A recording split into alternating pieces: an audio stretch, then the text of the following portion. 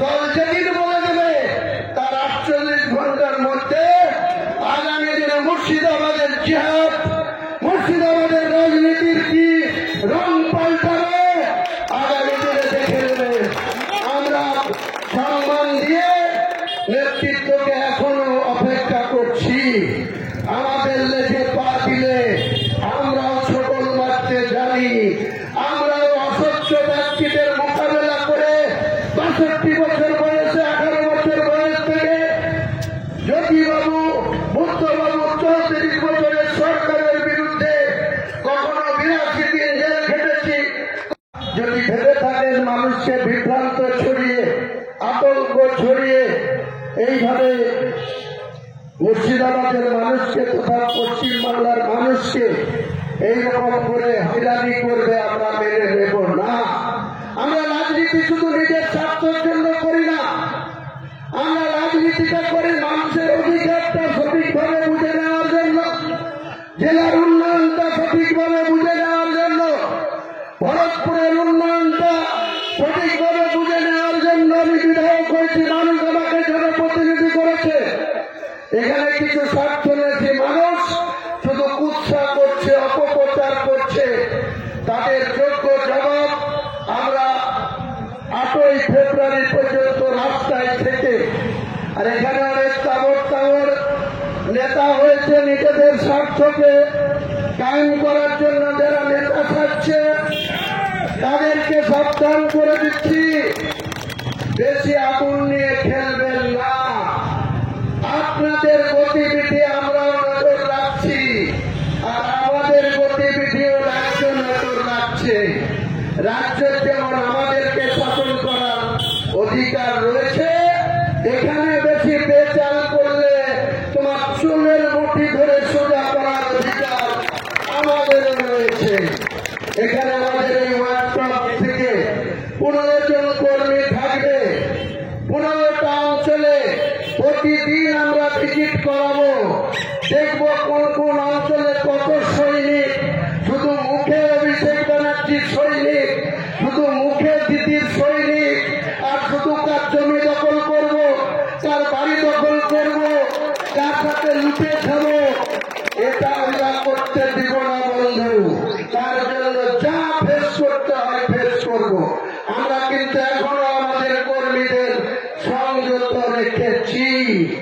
বেশি আমাদের সাথে পাঙ্গা নিলে তোমার চাঁদির বাপও তোমাদেরকে রক্ষা করতে পারবে না। আমি জোর গলায় বলছি, তোমার বাপের বাপকে চ্যালেঞ্জ করার লোক হুমায়ুন কবির, তুমি কি আমাকে চ্যালেঞ্জ করা হে বন্ধু? আমি সোজা কথা বলছি, পাবলিকের সাথে কোনো খারাপ ব্যবহার করলে আমি কিন্তু তোমাদের ছাড়বো না। আমরা কাউকে আগে আঙুল দেখাবো না, কিন্তু আমাদের উপরে যদি কেউ আঙুল তুলে, এক আঙুল তুললে আমি 2 আঙুল দেখাবো। আমার পুজোতে একটা ঢিল তুললে আমি পাথর ছুঁড়ে জবাব দেবো। কোন পড়ুয়া করে না হুমায়ুন কবির, কোন বাটপরির সঙ্গে যুক্ত হুমায়ুন কবির থাকে না, কোন অস্বচ্ছতার সঙ্গে হুমায়ুন কবির থাকে না। মানুষের ন্যায্য অধিকার সম্মান প্রতিষ্ঠিত করতে গেলে এতদিন অনেক কিছু মুখ বুঝে সহ্য করেছি। এখন এই গুরুত্বপূর্ণ সময়ে আমাদের একটাই কাজ, আমাদের হাতে কোনো অঞ্চল কমিটি নাই। দুঃখের বিষয় যে দলের আমি বিধায়ক, 2023 সালে পঞ্চায়েত নির্বাচনে এখানে যে সাংবাদিক বন্ধুরা আছে, আমাদের কাঁদি থেকে এসছে রবি ভাই, এখানে আমাদের অনেকে আছে, নাম করলে সবাইকে চিনি। তো সেই সাংবাদিকরা জানে যে 2023 সালের পঞ্চায়েত নির্বাচনে আমাদের মতো বিধায়কের কিভাবে অপমান হতে হয়েছিল। টাকার বিনিময়ে প্রার্থী করা হয়েছিল, টাকার বিনিময়ে সালারের ওসিকে ব্যবহার করে, ভরতপুরের ওসিকে ব্যবহার করে, গণনা কেন্দ্রে কিভাবে অরাজকতা সৃষ্টি করে তারা নির্বাচিত হয়েছিল। দুঃখের বিষয়, আজ পর্যন্ত সেইসব প্রধান মেম্বাররা আমাদের মতো বিধায়কের সাথে কোনো যোগাযোগ নেই। তারা শুধু চুরি করতে, লুট করতে, জমি লুট করতেই ব্যস্ত। তাদের আপনাদেরকে সাবধান করে দিচ্ছি, আগামী দিনে কিন্তু আমরা ইঞ্চিতে ইঞ্চিতে বোঝাপড়া করব। তার জন্য আইন শৃঙ্খলার অবনতি হলে প্রশাসন যে যেমন করবে তার বিরুদ্ধে ব্যবস্থা নেবে। আমরা কোনো মতেই পিছু হটব না। তোমাকে এখানে লুট করে খেতে দেব না, গাড়িওয়ালাদেরও লুট করে খেতে দেব না।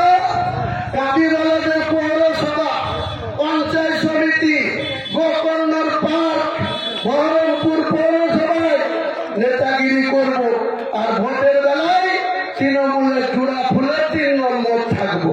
গাড়িতে 3 নম্বর, বহরমপুর পৌরসভা 3 নম্বর। তারা আমাদের নেতা হবে যে আমাদের চুল চেপে ধরে আমাদেরকে হঠাৎ দেবে, এইসব আমরা মানব না। প্রকাশ্য বলছি, তাকে যদি দল মনে করে যে আমাদের মতো অযোগ্য ব্যক্তির দরকার নেই। আরো ভালো ভালো খবর দেখতে সাবস্ক্রাইব করুন বাংলা হান্টের ইউটিউব চ্যানেল। বাংলা হান্টের আরো খবর দেখতে নজর রাখুন। বাংলা খবর মানেই বাংলা হান্ট।